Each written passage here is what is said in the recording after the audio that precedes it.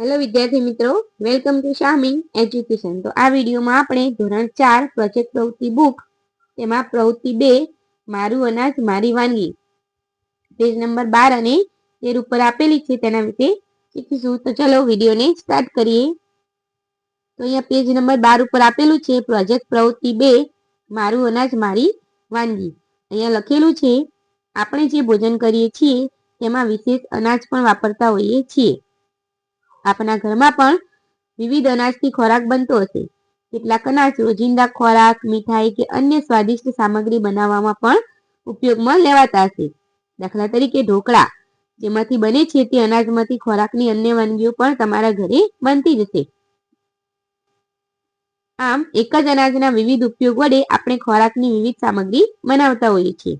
તમારા ઘરે કોઈ એક અનાજના ઉપયોગથી બનતી વાનગીઓના નામ આપેલા કોષ્ટકમાં લખો। તો અહીંયા આપણને કોષ્ટક આપેલું છે અનાજનું નામ, તેમાંથી બનતી વિવિધ વાનગીઓ। તો ઘઉં તો રોટલી, પરાઠા, થેપલા, લાપસી, સુખડી। ચોખા તો ચોખામાંથી શું બને છે? ખીચડી, ભાત, પુલાવ, ખીર, ઈડલી।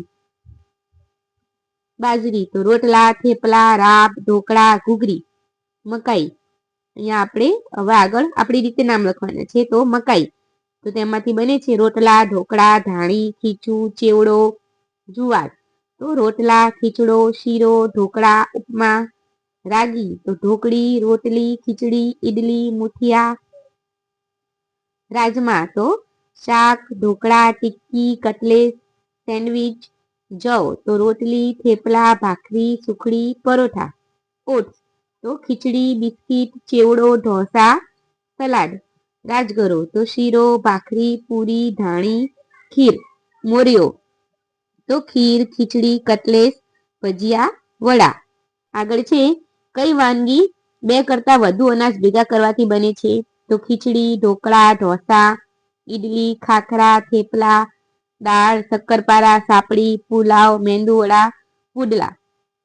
તમે બીજા વાનગીઓના નામ જાણતા હોય તો તમે તમારી રીતે પણ લખી શકો છો। આગળ છે કોઈ 2 અનાજ ભેગા કરી બનતી વાનગીનું નામ લખો। તો અહીંયા ઉદાહરણ આપેલું છે ચોખા અને મગની દાળ તો ખીચડી। તો આપણે આગળ લખવાનું છે ચોખા અડદની દાળ તો ઢોસા, ચોખા અને વટાણા પુલાવ, ઘઉં અને રવો સાપડી, મગની દાળ અને ચણાની દાળ મિક્સ દાળ, ઘઉં અને ચણાનો લોટ તો થેપલા। આગળનો પ્રશ્ન છે તમારી પ્રિય વાનગી કઈ? તે બનાવવા શું શું જોઈએ? તો મારી પ્રિય વાનગી જલેબી છે। તે બનાવવા માટે મેંદો, દહીં, પાણી, ખાંડ, એલચી, ફૂડ કલર, તેલ અથવા ઘી જોઈએ। આગળનો પ્રશ્ન છે વાલી સાથે ઘરે ફ્રૂટ સલાડ બનાવો અને તેની રીત લખો। તો આપણે અહીંયા તેની રીત લખવાની છે તાજા ફળો જેમ કે સફરજન, કેળા, દ્રાક્ષ, પપૈયા વગેરે નાના ટુકડામાં કાપો। એમાં થોડું મધ, લીંબુનો રસ અથવા ચાટ મસાલો ઉમેરો અને સારી રીતે મિક્સ કરો। ફ્રૂટ સલાડ તૈયાર।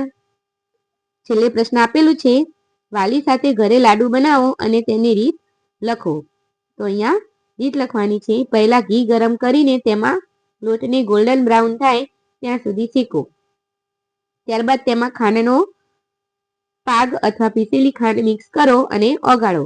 ગરમ હોય ત્યારે લાડુ બાંધી દો। તો આ રીતે તમે તેની રીત લખી શકો છો। તો વિડીયો ગમ્યો હોય તો વિડીયોને લાઈક, શેર અને સબસ્ક્રાઈબ કરવાનું ભૂલતા નહીં।